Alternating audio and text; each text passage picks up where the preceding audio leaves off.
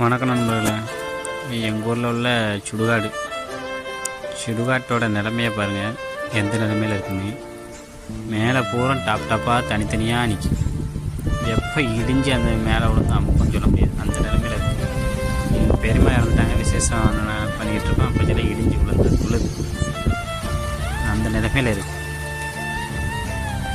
எல்லாம் கிராக் விட்டு தனித்தனியாக நிற்கும். எப்போ விழுன்னே சொல்ல முடியாது. ஒரு நிழலுக்கு மொட்டை போடுறதுக்கோ நிழலுக்கு நிற்க கூட ஒரு நிழலுக்கு ஒரு இடம் கூட கிடையாது. அடிவம்பில் தண்ணியே வர முடிச்சு. அடித்தே தொடக்கணும்னு அடிக்கிறத தவிர தண்ணி வர முடிக்க. அது இப்போ ஒரு வருஷத்துக்கு மேலே ஆகுது.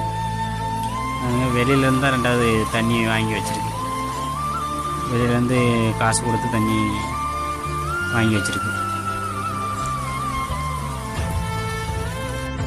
இது எங்கள் ஊர் ஓடை. இதில் ஃபுல்லாக வேலியாக முளைச்சி கிடக்கு. தண்ணி இந்த ஓடை எவ்வளோ வீதியாக இருக்குது. இந்த சைடு அந்த சைடு பாருங்கள், ஃபுல்லாக மறைச்சி போயிருக்கு. இந்த அடி தண்ணி வந்துச்சுன்னா அப்படியே எங்கள் ஊர் உள்ளே ஏறிடும். எங்கள் ஊர் உள்ளே ஃபுல்லாக ஏறிடும்.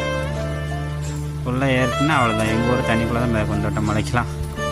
அதே சொல்லியாச்சு. சின்ன கிராமம்னால எதுவுமே நடக்க முடியாது.